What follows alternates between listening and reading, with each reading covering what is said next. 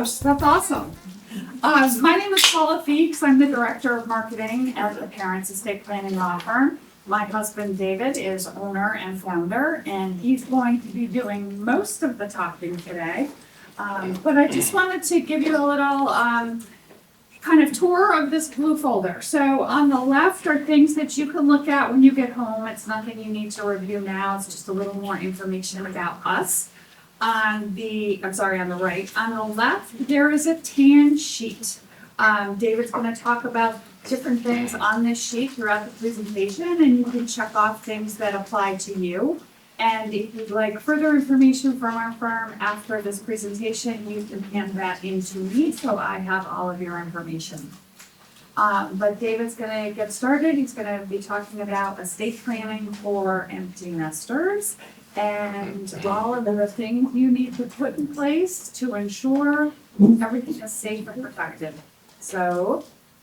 And everybody's an empty nester? Nobody here with little kids? Hi, my name is David Feakes. As Paul said, well, I am the owner and founder of the Parents Estate Planning Law Firm. I consider Paula to be an owner of the firm as well, although she is not a lawyer. And welcome. We are going to talk about estate planning for empty nesters. Our office is in Acton, if you know where Nagog Office Park is. If you know where Nagog Pond is, directly across from that, that's where our office is. But Paul and I are residents of Stow. We've lived here for almost 25 years. 25 years in September. Both of our daughters went to school in this building. I think it's maybe one of the first times I've been in this building since it was Pompo. We help empty nesters plan for and protect the people that they love the most. It's interesting to me when we are doing a presentation like this for younger families, parents of younger kids, we almost always start 5 to 10 minutes late because young families always don't ever get anywhere on time. But empty nesters, we're precisely right on the dot. So what I want to do today is walk you, and anybody who might be watching this even after today, I want to walk you through the things you need to be thinking about in creating a really good plan for your family, and even a plan for yourself. But what I'd like to know, first of all, if you don't mind sharing with me, how many of you already have some kind of estate plan in place, some kind of planning in place? A will, a healthcare proxy, a power of attorney? A lot of you, not all of you. So a couple of things. For those of you who don't have any plan at all, we'll talk about the elements of a really good comprehensive estate plan. For those of you who do have some elements of planning in place, we'll talk about why it's important to keep that up to date. We might be talking about some things that don't yet exist in your plan. So we might be talking about some things that you might want to add into your plan. Either way, what I hope you all leave here with is a better understanding of exactly what you need, and that you have some next steps for getting what you need accomplished and completed. Sound fair enough? So, just a couple of ground rules. Everything that I'm sharing with you today is educational. I am very old school. The first thing that Stow TV asked me when I came in today is, do you have a PowerPoint presentation? I do not. It is just, I never have a PowerPoint presentation. Young families, empty nesters, doesn't matter. I stand and I educate. That's what I do. PowerPoint slides get in my way of actually sharing information with you. So no PowerPoints, just me. You've got the blue folders. You can be making notes. You can be identifying things that are issues for you. And as I said, we'll share some next steps that you can take before you leave here today. But I want you to walk away with that better understanding. So we're going to talk about basically 3 core components of a really good estate plan. Number 1, we're going to talk about a plan for your assets. That's what people typically think about when they think about estate planning. What happens to my assets or our assets when I die or when we die? So we'll talk about what happens to assets when you die, and how, if you don't like the sound of what's going to happen to your assets, you can make a better plan around that. We will talk about what happens if you don't die. What happens if you're incapacitated? how to create a plan that ensures that if you can't make decisions for yourself, that someone else can step right in and legally make healthcare decisions for you, or legal decisions for you, or financial decisions for you, without a court needing to get involved. And then finally, we'll talk about something that's maybe a little bit different for some of you. Maybe it's not something you've thought about before, but I think it's a really important component of estate planning, a really important piece. And that's what we call a plan for legacy. It goes beyond what we consider to be traditional estate planning. It goes beyond just creating documents, just creating wills. It gets into the heart of who you are and what's most important to you, and the things that you would want to share with your families, with your kids, with your grandkids, with maybe just the world at large that, again, don't show up in traditional estate planning documents, okay? So I'll talk for about a half an hour, maybe 45 minutes. This is educational, so I'm not providing you with any legal advice today, just giving you a good education. We're not creating an attorney-client relationship today. We can only do that by signing an engagement letter. And if you have any questions, you can ask them, but what I find is it helps to kind of save questions towards the end and then kind of ask questions in a batch. And even if you don't have a question, if you stick around, and I'll stay for as long as we need to kind of answer all your questions. But sometimes it helps to hear other people's questions. And sometimes your questions kind of piggyback off other people's questions. So you could be writing down your questions down, save them, and at the end, we'll just go through and make sure that all of your questions are answered, okay? So let's start off by talking about a plan for assets. That's what people typically think of when they think of estate planning. What happens to my assets? First of all, what are your assets? Your assets are your home or your condo. Your assets are your bank accounts and your investment accounts. Your assets are your retirement accounts. If you have life insurance, part of your assets is the proceeds from any life insurance policies that you may have that would pay to your family or to your estate upon your death. So those are your assets.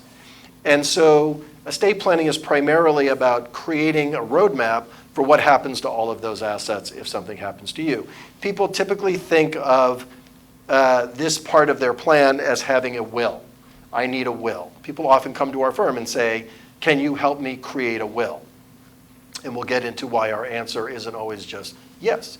But that's what people typically think of about around a plan for assets.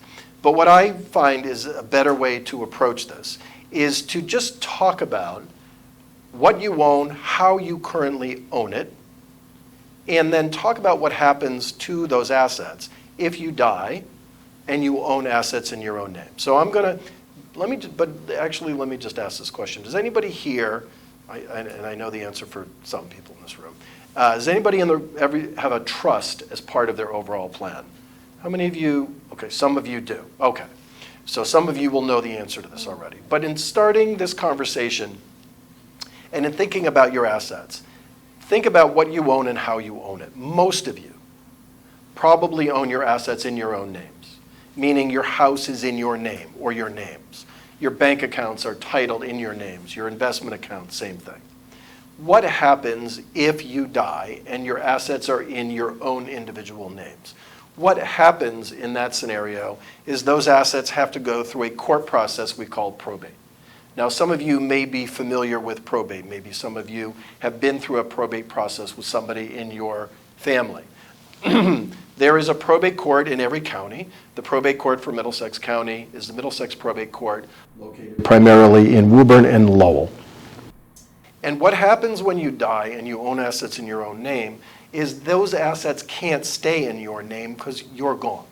So those assets have to go to someone else.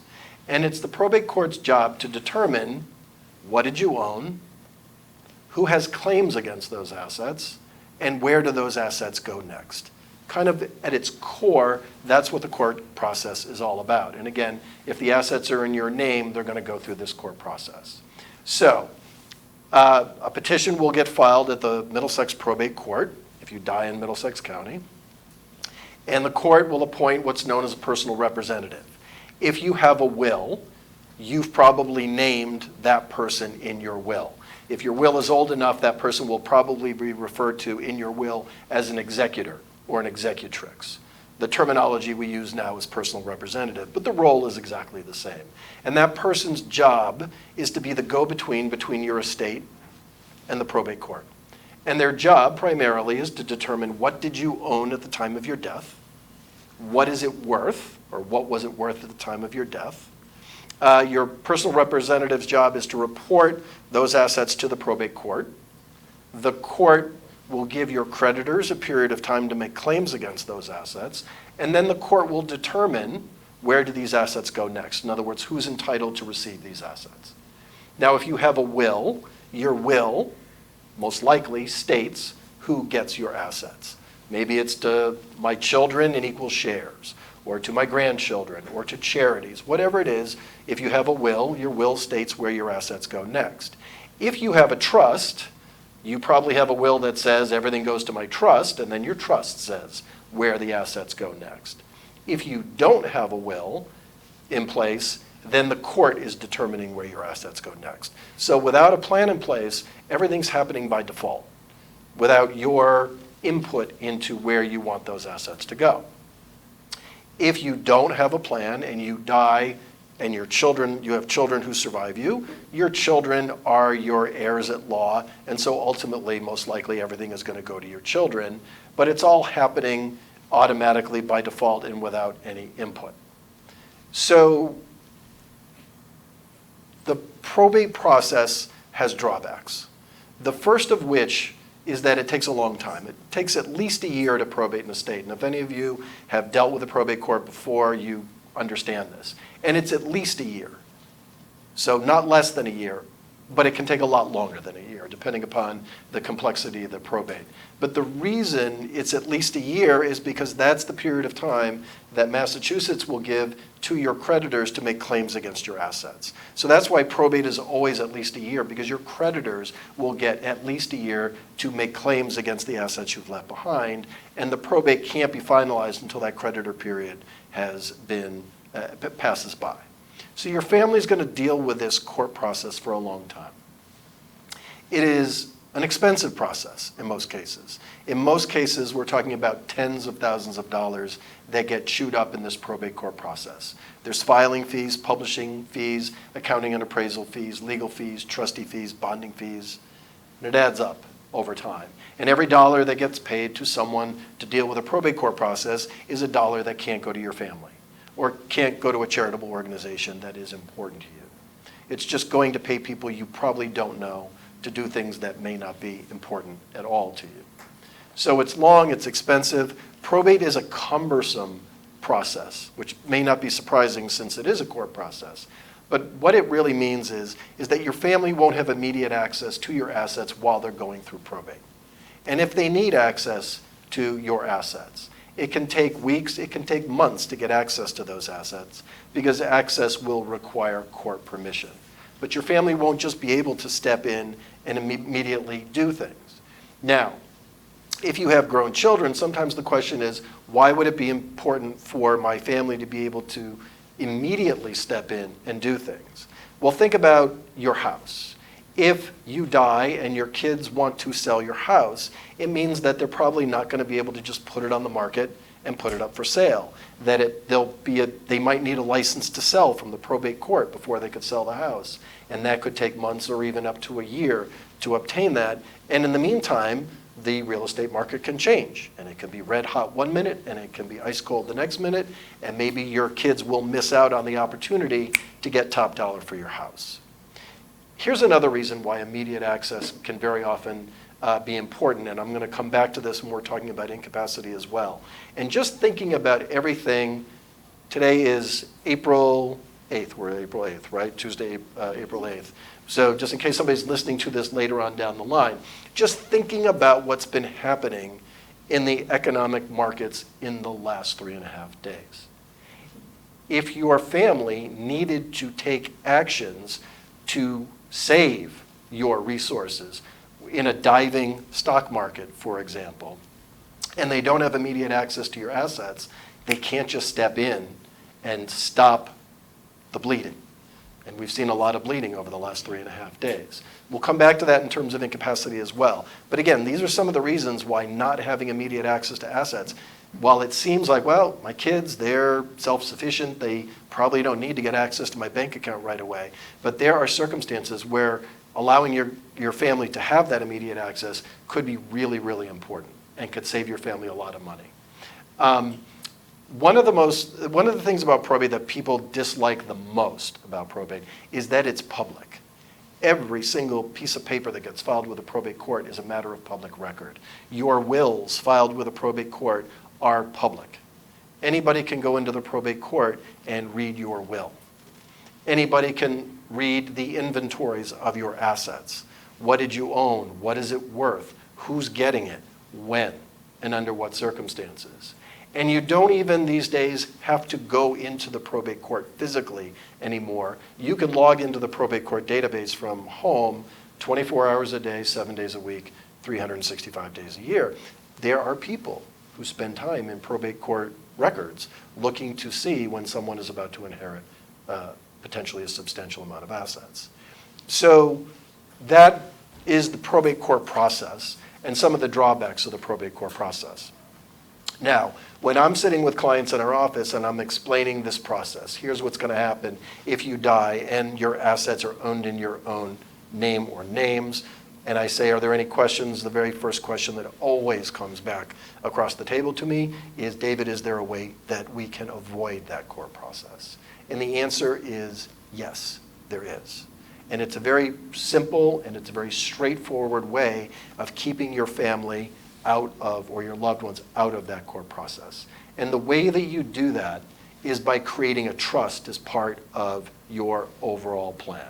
So those of you who have a trust will kind of understand where we're going next and what's coming next. So the idea of staying out of probate is to create what we call a revocable living trust as part of your plan. And then the idea is not only to create that trust, but then to transfer and retitle your existing assets in the name of that trust. Now, if you're married, you and your spouse can create this trust together. It can be a joint trust. Sometimes it's separate trust, but very often with a married couple, it's a joint trust. If you're single, it's just your trust, a single trust. So you create this trust, you move your assets into the trust. How do you do that? Let's start with real estate. With real estate, we transfer by deed the title of your property into the trust. Bank accounts. You go to the bank and they retitle your accounts in the name of the trust. Investment accounts, same thing. For things like life insurance and retirement accounts, they don't go directly into the trust, but what you will do is change beneficiary designations on your life insurance and your retirement so that they can feed into the trust upon your death. But here's the benefit of owning your assets in the name of a trust. The benefit with respect to probate is those assets don't have to go through a probate court process. If assets are owned in the name of the trust, they don't go through probate.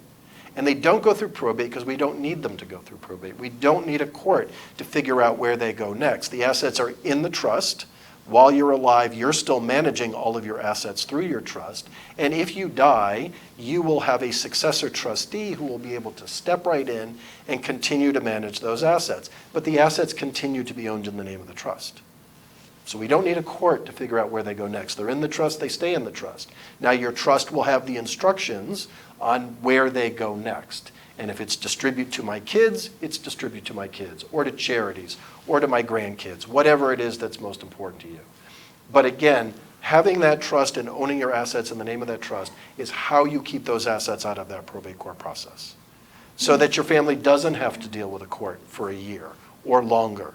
They don't have to pay all the expenses of that probate court process. They don't have to wait weeks or months to get access to assets. Your successor trustee will have near immediate access to all of your assets, can sell your house if that's necessary, can access your bank accounts, can manage your investment accounts right away instead of waiting and needing permission to do that. And for a lot of people, one of the most important parts of a trust is always a private document. It doesn't get filed anywhere publicly. No one else in the world needs to know you have a trust, what's in your trust, who the beneficiaries of your trust are. The whole thing stays private. So for most people, the trust is the way to get their families out of that probate court process. And for most of our clients, that is the primary reason that they would create a trust, whether they're empty nesters, whether they're young families. We have single clients, no kids, who create trusts because they just don't want their family to deal with that probate court process. Now, there's two other significant benefits that come along with creating a trust. And it has to do with how your assets are treated. Number one, a trust can help you to minimize estate taxes to the greatest extent possible. So each of you, assuming you're all residents of Massachusetts, each of you has a $2 million Massachusetts estate tax exemption. There is still a federal estate tax, but the exemption is 13 point something million dollars, $13.99 million right now. And so you have to have a lot of assets to trigger the federal estate tax. Congress may do away with the federal estate tax this year. We'll see what happens. But for most people, the federal estate tax is not a big issue. But in Massachusetts, the estate tax exemption is only $2 million. And it doesn't take very long for some people to bump up against that threshold. Equity in houses, bank accounts, investment accounts, retirement accounts, and if there's life insurance usually counts towards that threshold. If you are married, each spouse has a $2 million exemption. Now, what a trust can allow you to do is to fully utilize both of those exemption amounts. So if you're married with a properly set up trust, you can zero out estate taxes right up to $4 million instead of just $2 million. What is the value of that extra $2 million worth of exemption? The value is almost $100,000 that gets retained in the trust for the benefit of your family, for your kids, for your grandkids, for the things and people that matter the most to you, instead of going to the Department of Revenue, which is otherwise going to get that $100,000. Better it should stay in your family than go to the Department of Revenue, unless you're fully invested in fixing potholes in the spring and repairing MBTA locomotives. But it's going to do your family a lot more good than it will to give it to the Department of Revenue. So the trust allows you to fully utilize exemption amounts so that you can zero out the estate tax to the greatest extent possible. The third thing a trust will allow you to do, and this is particularly important to a lot of empty nesters that we work with, it will allow you to protect the money that you leave to your kids so that if anything goes wrong in their lives, you can protect the money against creditor claims that they may encounter. You can protect the money against lawsuits that might be brought against your kids. You can protect the money against a future divorce if your kids are married and they get divorced. So you can structure a trust so that they can have access to that money. They would get the income from the trust that you create for them, but an ongoing trust that protects them against, again, creditor claims, lawsuits, future divorcing spouses. So you, as parents, can protect the money that you leave to your kids and eventually to your grandkids so that it can't be lost to third-party claims against them. You can provide a level of protection for them that they can't get easily for themselves. So that's what a trust can do for you. Now, while you're still living, you are in complete control of that trust. It's a revocable living trust. That means you are managing that trust. You have complete control over the assets in the trust for as long as you're still living. It means that when tax time comes around, you're filing the exact same forms, same schedules. There's no separate tax treatment to a revocable trust while you're living. It is all of your income and dividends and capital gains are still reported by you on your personal tax returns. And again, you have full control over all of the assets in the trust. Your house is still your house. You still have to pay the tax bill, but if you want to sell your house, you can just put the house on the market and sell it. Your bank accounts are still your bank accounts. Put money in, take money out, write checks, use debit cards. Everything works the same way. Same thing with your investment accounts. So you still have full control. If you're married and one of you dies, you can set it so the survivor of you still has full control. And then ultimately you put your instructions in the trust about what you want to have happen to your assets when the survivor of you dies or when you die if you're single. It should go to my kids, it should go to charities, whatever it is, any combination. So think of a trust as a will substitute in that sense, because you still build all the instructions of how you want to leave assets upon your death. So that, for most of our clients, is the core part of the plan for their assets. 95% plus, probably a little over 95% of our clients will self-select into a trust-based plan because they want to keep their family out of that probate court process, or because they want to minimize estate taxes, or because they want to protect that money that's going to their kids throughout their kids' lifetime. So that's a plan for assets. So now let's shift and talk about a plan for incapacity, because it's important to plan for what happens if you die, but it's just as important to plan for what happens if you are alive but you can't make decisions for yourself. What happens if you're in the hospital and you're unconscious and someone needs to step in and make healthcare or legal or financial decisions for you because you can't make those decisions for yourself? One of the most important things to know is that if you don't have this part of your plan in place, your spouse isn't automatically going to be able to do this for you. Your spouse doesn't automatically get to go to the bank and access your bank accounts or manage your retirement accounts. Your spouse doesn't automatically get to make medical decisions for you.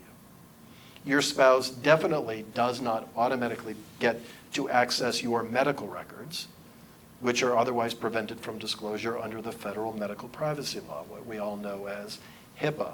Even a spouse can't just access. You all discovered when your kids became adults, as Paul and I discovered when each of our kids turned 18, the day they turn 18, do all of you remember all the things that you couldn't do for your kids anymore automatically that you could do a week before when they were still 17? When they turn 18, you can't talk to their doctors anymore. When they turn 18, the guidance counselor doesn't talk to you anymore. It says, ask your kid for permission.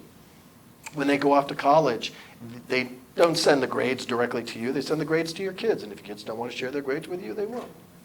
And if your kids ever got injured while they were at college and were in the hospital, and you called the hospital, these days the hospital would not talk to you unless you had the right documentation in place that said you had the ability and the power, the legal power, to make decisions for your kids or get access to your records. But that is all true of all of you who are married as well.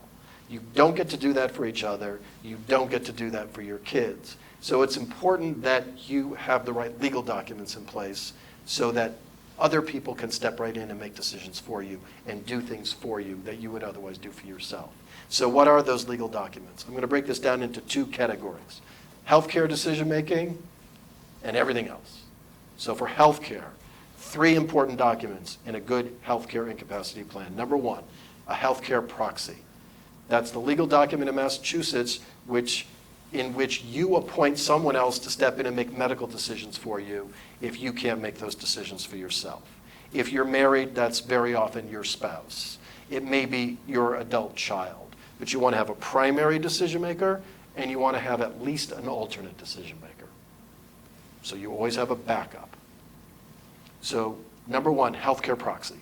Number two, a HIPAA authorization or a HIPAA waiver.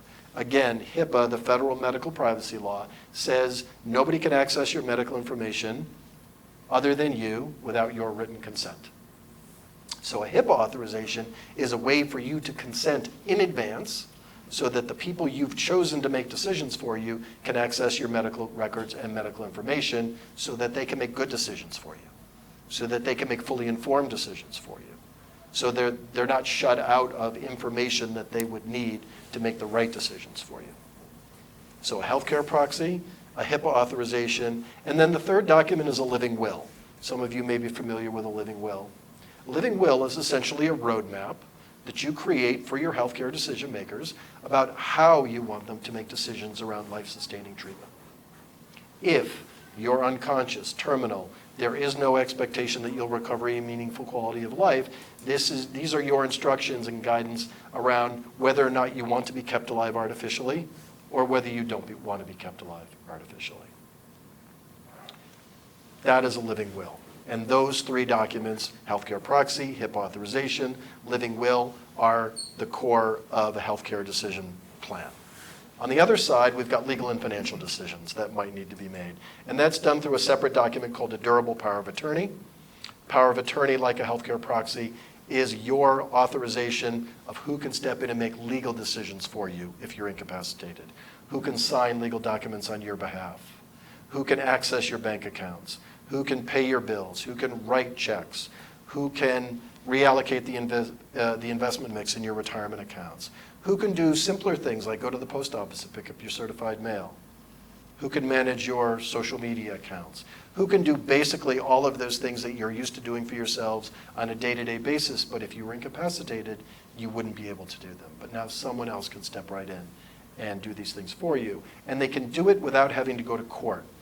Because the alternative, if these documents aren't in place, your spouse, your family may need to go to court to get court approval to make decisions for you, to take actions on your behalf. And again, that can take weeks of time to obtain, and sometimes decisions need to be made now.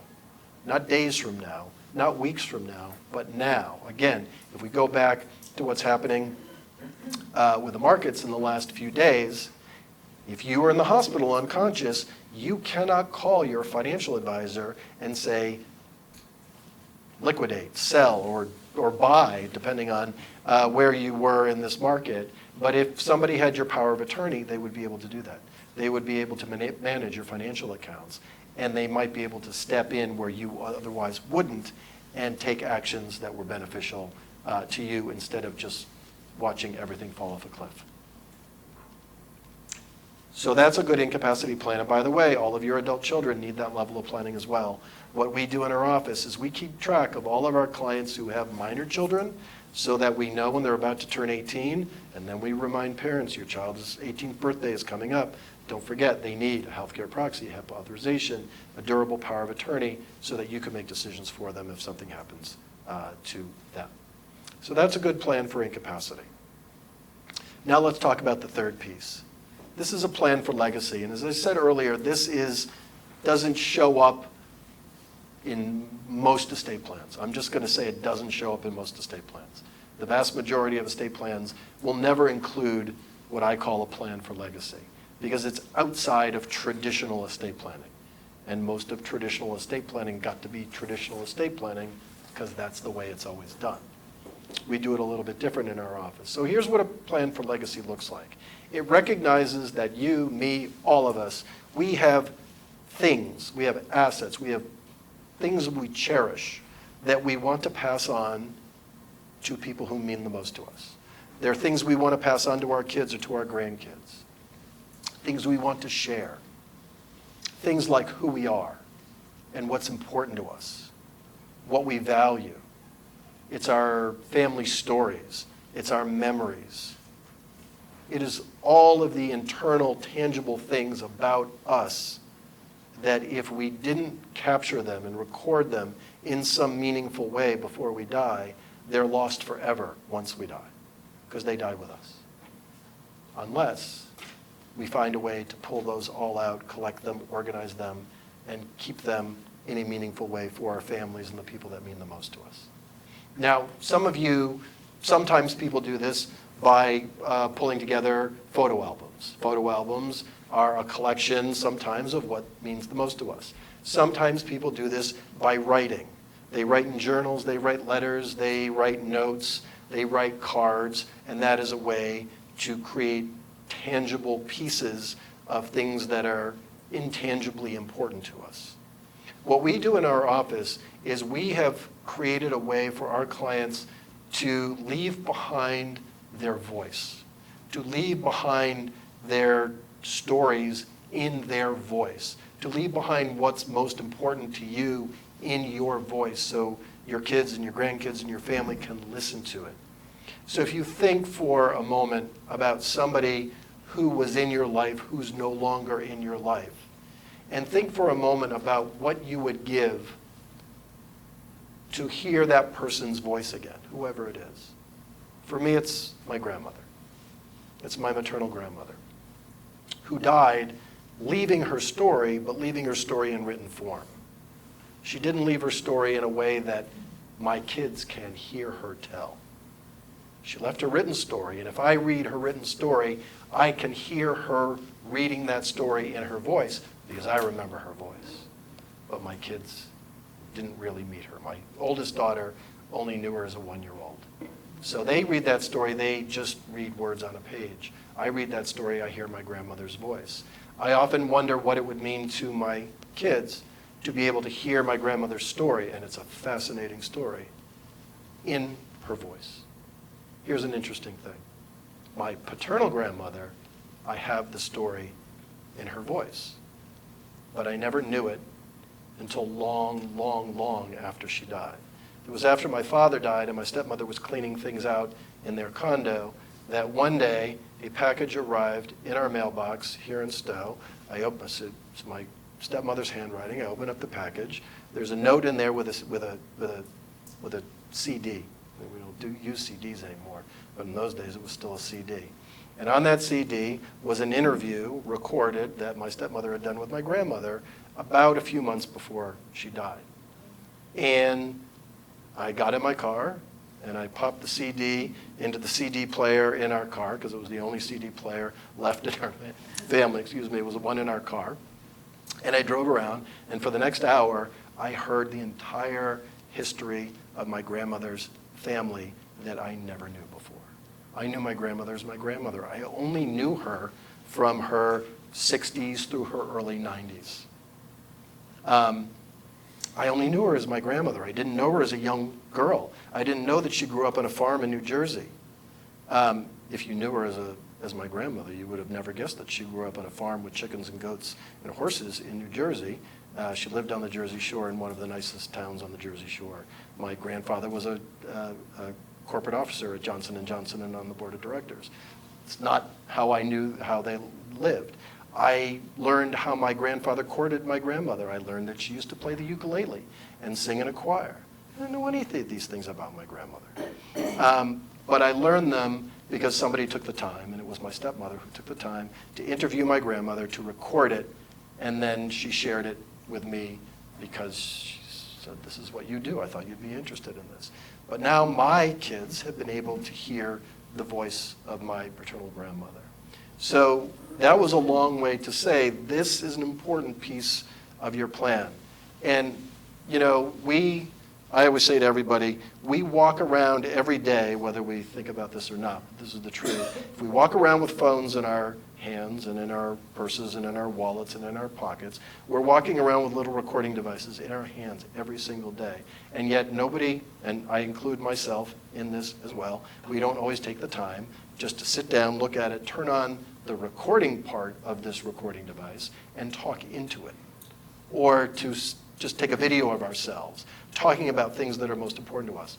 So what we've done in our office is we've built this idea of creating legacy into our planning process, where our clients have the opportunity to sit down and record what we call their legacy interview. And we sit with clients and we interview them. And there's a series of, there's different topics. There's about 20 or so different topics. We've got a set of questions for each topic. And so we just sit, and it's a guided interview where we kind of pull out what's most important, and we record it on a digital recorder, and then there's an audio recording that you can leave behind for those people that mean the most to you. And for me, it's the most meaningful part of the work that we do in the office, because clients allow me to sit in a space with them and help them to preserve their legacy. But I know from someone on the receiving end of it how important this is, that you can leave this behind for the people that mean the most for you. So that's a plan for legacy. Because again, we all have things that are important to us that we want to share that don't show up in our wills, that don't show up in our trusts, that don't show up in our incapacity documents. So this is an important piece as well. So those are the three important components of a good estate plan. A plan for your assets, a plan for incapacity, and a plan for preserving and passing on your true legacy. So, how do you think about this going forward? If you don't have any plan in place at all, the thing you may be thinking is, maybe I need a plan. Maybe I should get this plan in place, and we could talk about how you would go about doing that. For some of you who do already have a plan in place, we may have talked about pieces of planning that don't yet exist in your plan, and so you may be thinking about, how do I update my plan? By the way, if you have an existing plan, and this is just about estate planning in general, it's important that you pull your plan out on a fairly regular basis and look at it and read it and make sure that plan still works the way you need it to and the way you want it to, because time always goes on and things always change. Your kids get older. If you have grandkids, they grow up and get older. Your assets change. You change. Maybe the people who are already playing a role in your plan change. The laws change. I think you should be looking at your plan at least every 3 years. Here's what I know. I know most people won't look at their plan every 3 years unless somebody pokes at them and prompts them and nudges them. So what we do for our clients, we invite all of our clients to meet with us at least every 3 years for regular ongoing review meetings. It's just part of what we do. And it gives us a regular opportunity to sit down with our clients, check in, see what's going on, make sure, review the plan, make sure the plan still works the way you need it to, the way you want it to, and ensure that that plan doesn't become outdated or stale simply because time has gone by. Because if you've got a plan more than 10 years old, you've probably got an outdated plan, because there have been so many changes in the law in the last 5 years. The Secure Act from 2020, the estate tax changes in Massachusetts, the laws that govern how powers of attorney work in Massachusetts have changed. The whole laws around how trusts and the probate code work in Massachusetts have all changed over time. And so it becomes really, really important to review your plan. From the Secure Act alone in 2020, there are 2.5 extra pages that we build into a trust now because of the Secure Act. But if you have a trust that's from 2019 or earlier, you don't have that important language in your trust. So again, it's important to be reviewing a plan on a regular basis. Now, I want to stop and take questions, but here's what I'll say to all of you. In your folders, there was a worksheet that Paula pointed out, and if you would like additional information from us after today, you can use that worksheet to identify yourself, to identify where there may be issues for you, things you may need. But we've got resources, and we can continue to communicate with you to provide more education even beyond today.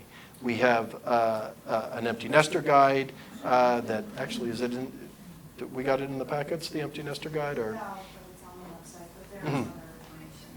So lots of resources on our website, which is parentsestateplanning.com. And, but if you're sitting here thinking, I might need to have my plan looked at. Maybe I want somebody to look at my plan, review my plan, help me to understand, is it okay, or does it need some modifications? Does it need some updates? Does it need a redo or a refresh? Just check in with Paula before you go, and Paula can share with you how we can set aside some time to kind of review your plan for you. But again, on our website, parentsestateplanning.com, there's an entire page devoted to resources and other things. But if you share information with us before you leave here today, we'll be happy to continue to communicate with you and provide additional resources for you beyond today. Questions? Are there any questions about anything that we've talked about so far? Yes, ma'am. If a will has already been set up with a lawyer maybe 5 years ago, but if I stipulated certain amounts to dear friends that have gone to God already, can I change the will without, excuse me, going to a lawyer? The answer is technically yes, advise you, but no. You should go to a lawyer. Here's why. Because there are formalities that a will needs to be signed. There's some formalities around a will signing where if they don't exist, then your will might be, or an amendment to your will may be considered invalid. So my strong recommendation is if you need to make changes to your will, that you can go back to the lawyer that you met with originally, but you should talk to a lawyer about making any changes to the estate plan. Not a what is it called, that stamps? Oh, notary? Notary public. Yeah, wills should be notarized. They need to be witnessed. So there needs to be 2 witnesses, and they should be notarized. Also, could you talk about first Jerpies, I think it is? Per stirpes, yeah, it's a Latin phrase. Essentially what it means is that if you leave a share, let's say you have 3 children, and you are leaving equal shares to each of your 3 children. Per stirpes means if one of your children predeceases you, then their share gets divided among their children or the next line of descendants. So if you have 3 children and 1/3, 1/3, 1/3, and one child predeceases, but they leave 2 children, then the predeceased child's 1/3 gets subdivided into equal shares for their 2 children, or 1/6 for each of those grandchildren. You stipulate differently in your trust Or you're in your will or your trust. Yeah, it doesn't have to be that way. It just means if you set it up that way, that's what that means. And what about these deceased friends? They're the ones I knew, not their nieces or nephews. How do I protect myself about that? Yeah, so you may need to change the will, or the will may have anticipated what happens if these people are not living at your death. And there's different things that, so I don't know, but there's different things we could build into a will that says this, a gift to this person if they're living, otherwise the gift just lapses. And so then that money then comes back and then gets redistributed according to the other distribution. So it depends on how it's set up. Or to this person if they're living, otherwise to another person or to a charity. So it all depends on how it was set up. That's legal to do. Yes, and you can set that up in any way that makes sense for you, for sure. Yes, ma'am. Protecting assets from nursing homes. You haven't spoken about that. Yeah, whole different part of planning. That is in addition to kind of the foundational planning that we were talking about today. So planning for nursing home requires setting up irrevocable trusts that in which the assets in that trust don't count as yours for in terms of eligibility for nursing home or Medicaid reimbursement. That's something that we don't do in our office. We don't do what we call the elder law end of planning or nursing home planning.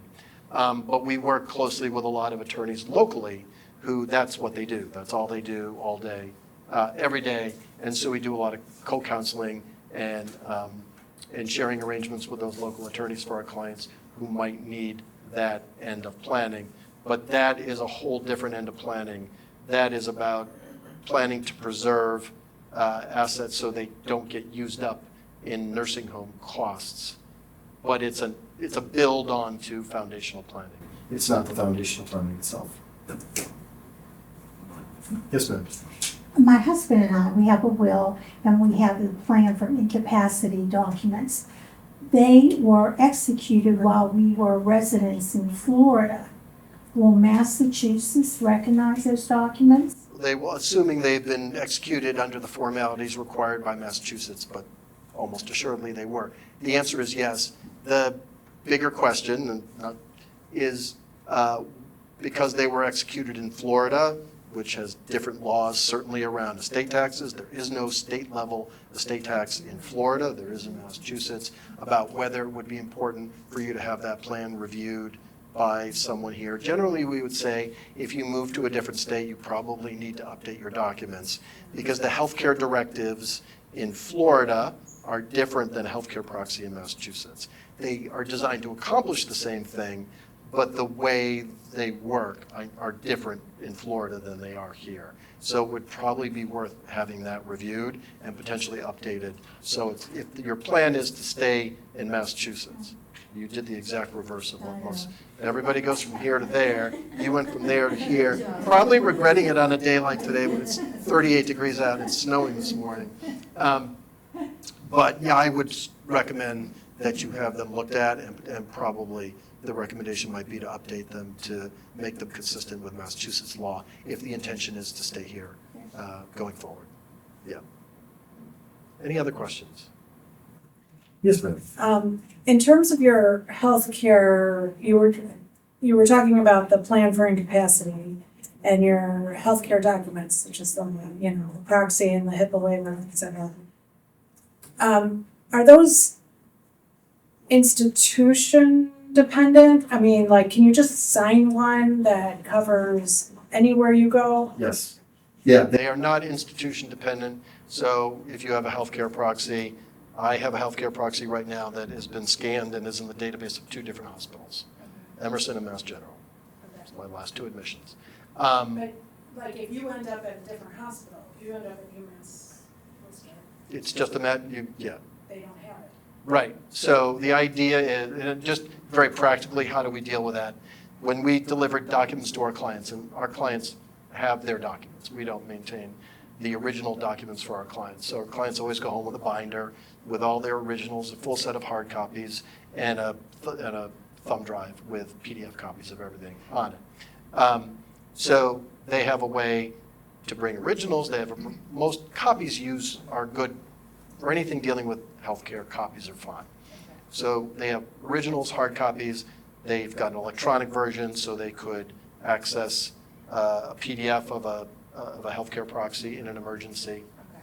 And then we maintain electronic versions of all of our clients' scanned documents as well. It's not unusual for us to get a call or an email in the office saying, can you reshare a copy of a healthcare proxy or a HIP authorization because we're going to a hospital. Okay. And what about different states? And it will be fine, yeah, your healthcare proxy, if you're traveling, go back to Florida, if you're traveling in Florida and you're in a hospital in Florida, the healthcare proxy will work in Florida. It'll work in California, it will work anywhere. Can't guarantee it'll work outside the United States, but probably will. But it will work, it'll work anywhere in the US. Any other questions? You mentioned in the trust about divorce. So how, let's say you have, at the time of you write the trust, you have a husband and wife, your heir, whatever. What happens if they're divorced? Do you have to specify? What happens if you're leaving money to a child and the child gets divorced before?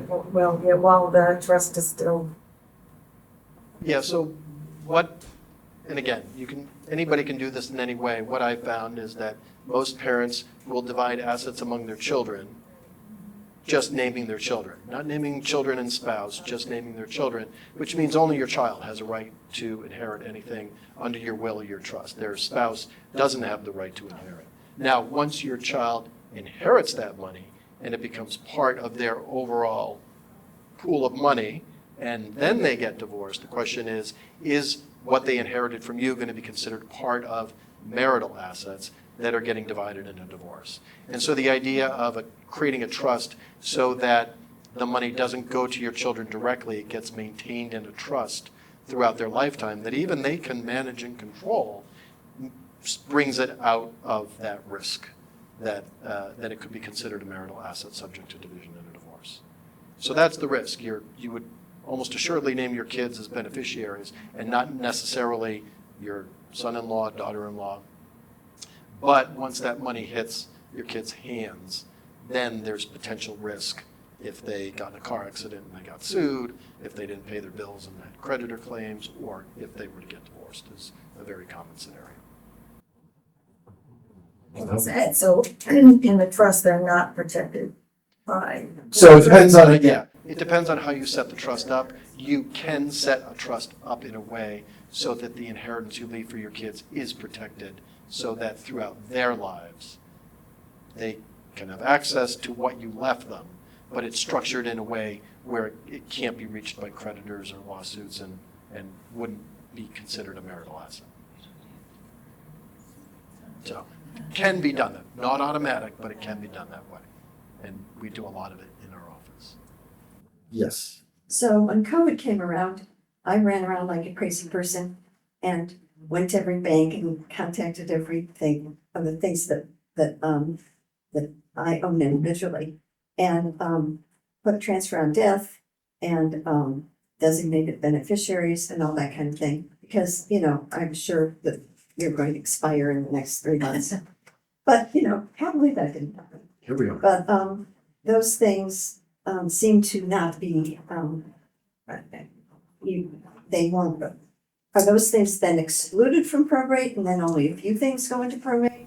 Yeah, so a pay on death, transfer on death, and beneficiary designations, obviously on life insurance or retirement accounts, are also a way to bypass that probate process, because if you die, the beneficiary, it's going to be paid directly to your beneficiary or paid according to your transfer or pay on death instructions. So that is a way to get outside of probate. The problem with those is that it doesn't work for everything. Massachusetts is not a state that allows you to do that with real estate. So since for most people the house or the condo is the biggest asset that they own, and because there's no, in some states you can, but not here, you can't, there's no transfer on death deed for Massachusetts, and there's no beneficiary designation for real estate. So really the only way to get real estate out of probate effectively without bringing your kids onto the deed, which is not always, almost, the best way is to do it through a trust, because that leaves you in full control of everything, able to make changes without anybody else's input. And there's no risk while you're, if you put your child on a deed and then your child gets into a car accident and gets sued, now your house is at risk because they're on the deed. If you bring your kids in on the bank accounts, that's the same ththere. Whatever's going wrong in your kids' lives is now getting pulled into your lives because they're on those bank accounts. That's where the trust, because there is different ways to do this, but that's where the trust turns out to be the most foolproof way to do this, because everything is just still yours. You're not bringing anybody else in. You're not bringing any other risks into the equation, and yet you can still bypass probate, and you can still set up protections, and you can still you can still direct where those assets go, and you can always change your mind. If you have one asset that you forgot about and it's not in the trust, does it throw the whole thing into probate? No. Well, yes, as to that asset. Sorry, I started again. For that asset. For that asset, we'll go through Not probate, everything else. but not everything else. And what happens is when we have a trust in place, we set up wills with a provision that just, it's called a pour-over will. Basically just says, if I die and anything is not yet in my trust, my will catch it and pull it over into my trust. It'll still have to go through probate, but at the end of that process, it'll just go to the trust, and now it'll be distributed along with everything else in the trust. It'll just become one of the trust assets. So this must have been about 20 years ago. My in-laws, because they've been dead about 15 years, they put their 4 children on their home, except for 1%. And that 1% went to probate on that. And some provision where my mother-in-law could not be thrown out of the house had something to do with it. Can you speak a little bit about what that's? Yeah, I'm going to make some guesses here, but couldn't be thrown out of the house. 1%, theory, you can't be thrown out of the house. Sometimes we create what's called a life estate, in which you have the right to stay in your house, you have the right to live in your house.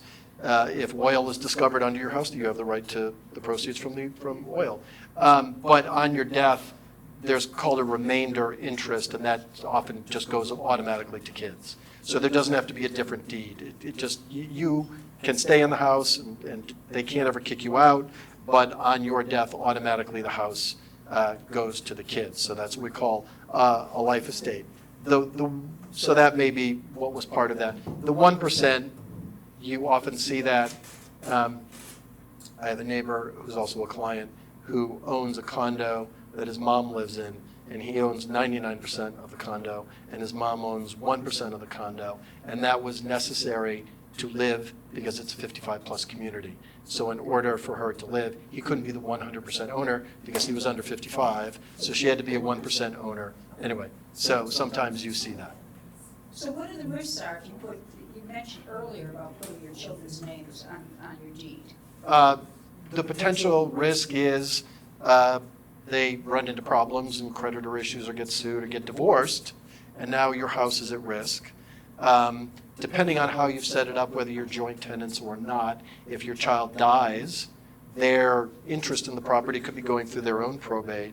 So there's lots of potential issues that can crop up, unintended consequences that can crop up when people try to just kind of circumvent the court process or bypass that process by just bringing their kids into the process. Not the least of which is, if you bring your child in as an owner on your house and you decide you want to sell your house, you need your child's permission to sell your house. It's not just up to you. Everybody needs to sign the deed because they're all owners of the house. And if they decide they don't want to do that, and you have a dispute or something, then again, Do people often choose this option? Which So like option? the state thing where they put their kids on it and It's a fairly common, way to do things. But again, not always the best way. Sometimes it makes sense, but there's not always a right way for everybody and every scenario. But if the deed is in the trust, then what's the benefit of doing? Then usually, there's not going to be, all taken there's care not going to be a life estate. Right. Good question. Difference between putting real estate in an LLC versus, we see a lot of LLC instead of the trust. LLC is a different form of ownership that brings some protection. What an LLC does is effectively it silos risk. So if you own real estate, usually a rental property, not usually a primary residence in an LLC. But if you have a rental property and you own it in an LLC and there's a lawsuit by a tenant against the owner of the property, the only thing that's at risk are the assets in the LLC. Keeps your personal assets out of risk. So it's more of an asset protection strategy than it is a kind of probate avoidance strategy. But we work with clients who have rental properties in creating LLCs so that the risk kind of pool is there with the property itself and doesn't bleed out into their personal assets. So if their tenant sues them, their bank accounts and personal investment accounts are at risk. But they can still sue you then, you're saying? Yeah, I mean, if you own a property in an let's say it's a rental property, and your tenant falls down the stairs and they sue you as the landlord, if everything is owned in an LLC and the lease was from the LLC to the tenant, then the tenant's recourse is going to be against the LLC. So the assets of the LLC are at risk, but nothing else. So it might be the value of the properties at risk. It might be that the bank accounts that are in the name of the LLC are at risk, but the owner's other personal assets usually not at risk. All right. We're right on about an hour in. Any other questions? We've solved everybody's problems. And again, if you would like to explore kind of next steps, and Paula will be happy to talk to you about next steps in our office and about additional resources that we can help you with. But otherwise, I want to thank you all for joining us today, and I hope this was really, really helpful.